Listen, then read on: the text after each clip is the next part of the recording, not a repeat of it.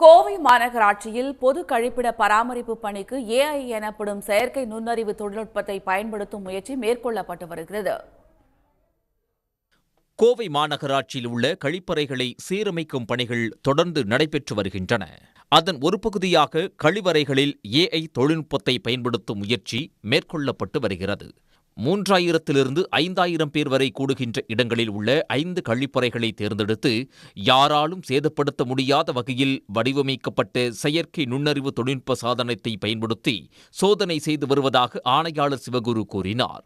தண்ணீர் பிரச்சினையை தீர்க்க 2 முக்கிய தொழில்நுட்பங்கள் பயன்படுத்தப்படுவதாக அவர் குறிப்பிட்டார். இவை தண்ணீர் இல்லாத நேரங்களில் தானாகவே தண்ணீர் நிரப்புவதுடன் மோட்டார் பழுது மற்றும் மின்தடை போன்ற பிரச்சினைகளை உடனடியாக அறிவிக்கும் திறன் கொண்டவை.